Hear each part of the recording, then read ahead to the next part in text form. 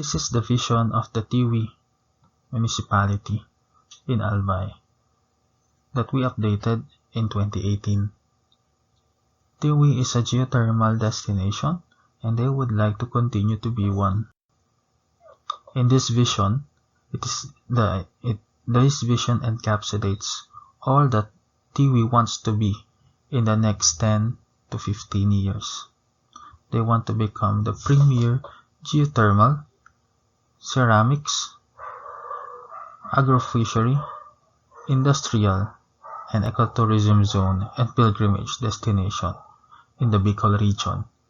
They also want to have diversified and competitive industries. And they also want honest, responsive, competent, and transparent governance. These things guide the land use planning, development planning, and the investment planning of the municipality of Tiwi. We are in the third episode of the 12-step process, experience from updating the Tiwi CLUP. Step 3 is all about setting the vision. If you are new here, I am Ian Pitino, Filipino Environmental Planner. And I want to share my experience from updating the comprehensive land use plan of the municipality of Tiwi through running down the 12-step CLUP process. Why is step 3 important? In step 3, the local government unit defines the future that they want. They, as a municipality or a city, define the vision that they want for their local government unit, how they want the resources to be used, and how they want their land to be allocated.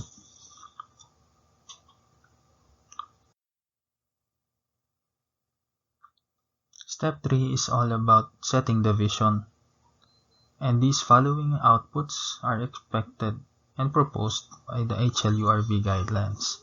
First is a vision statement that is formulated through an iterative process with all the stakeholders of the local government unit.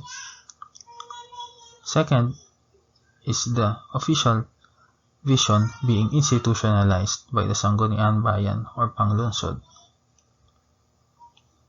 It is important to institutionalize the vision of the local government unit because the political motivations of incoming and outgoing leaders can influence the development priorities and development trust of the local government unit. How long will the step take? In the HLURB guide, sample schedule of planning activities, step 3 is provided as being lasting 3 months. This is because the conduct of visioning workshops is ideally iterative and participative as much as possible. Also, adopting the vision and informing the public of the adopted vision is an important step and output of the process of comprehensive land use planning because again, institutionalizing the vision prevents political motivations from influencing the development trust.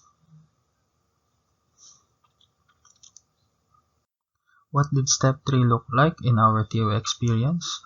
First is that step 3 and step 4 were interchanged and iteratively performed. Step 3 is setting the vision. Step 4 is analyzing the situation. Because our engagement with the Tiwi local government was delayed, we did some desk research on their existing plans before actually conducting any visioning workshop.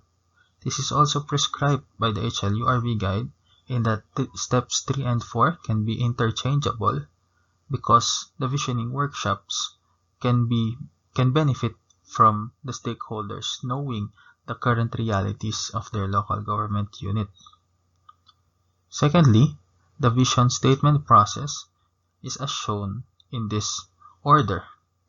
The mayor had his vision, which he presented to us as a consulting team we as the consulting team, led by our land use planner, gave feedback to the mayor and presented a revised vision statement to the stakeholders in a visioning workshop.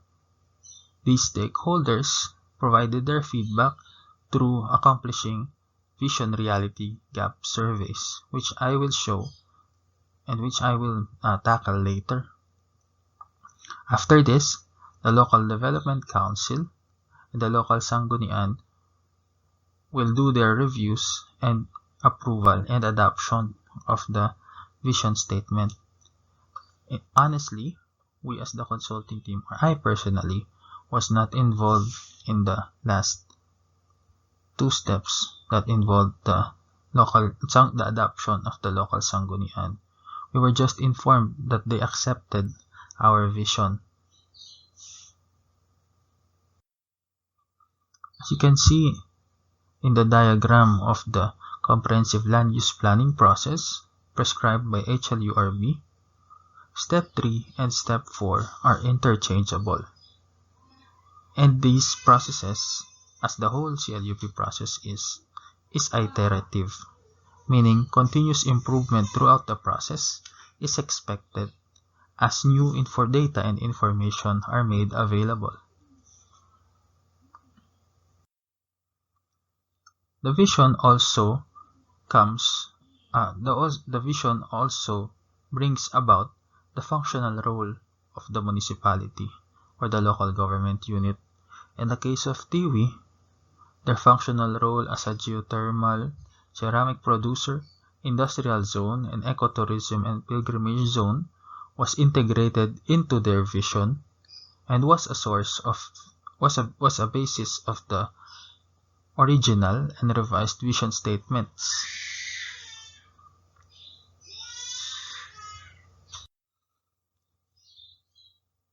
Again, this functional role was also a basis of the stakeholders in their revision and feedback on our proposed vision statement.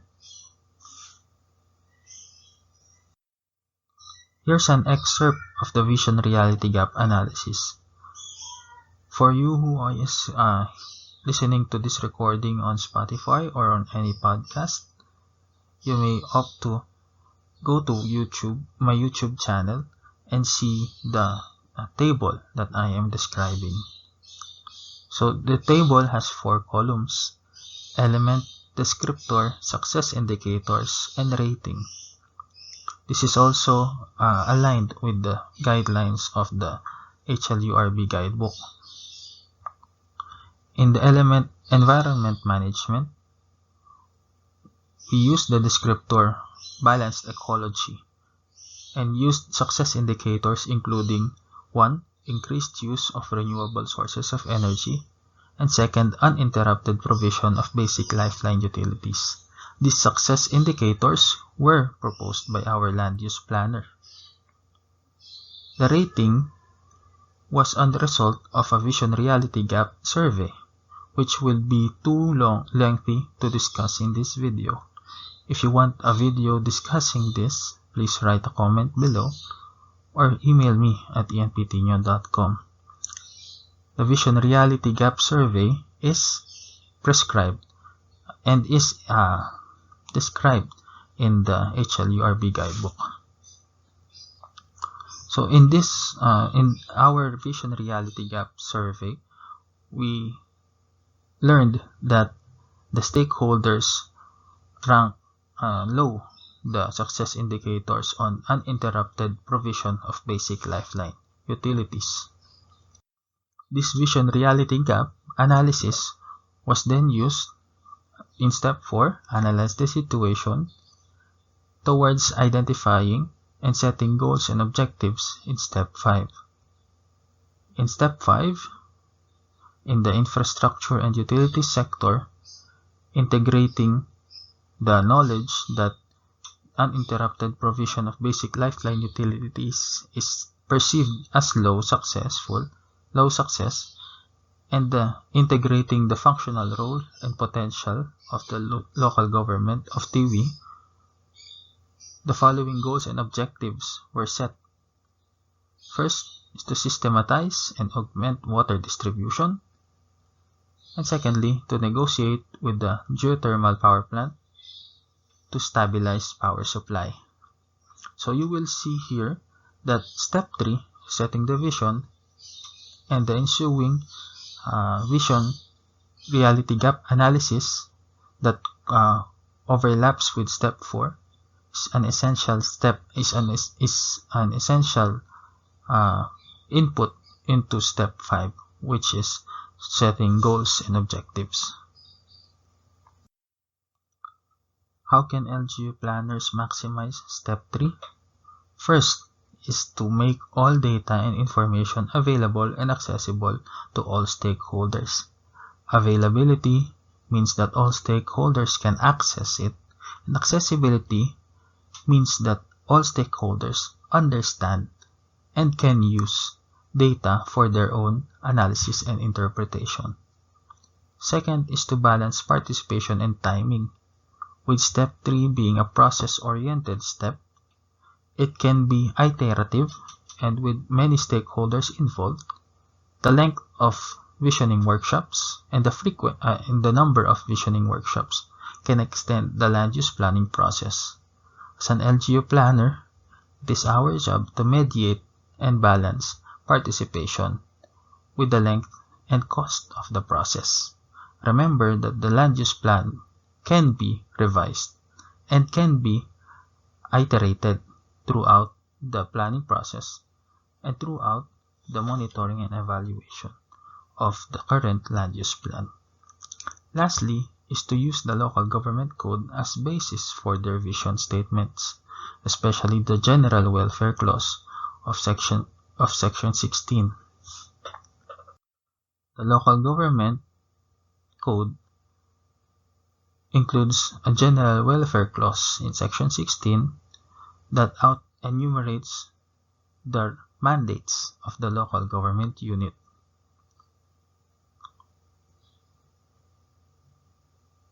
This is a good source and starting point of the visioning workshops of the local government.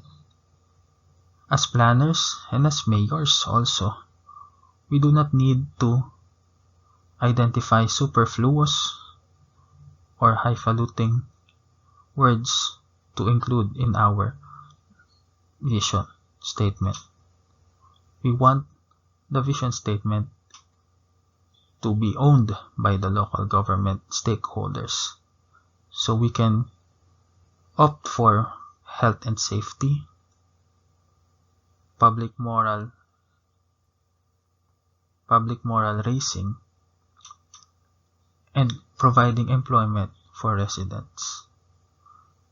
Starting with this, the local government can be the future that our stakeholders want.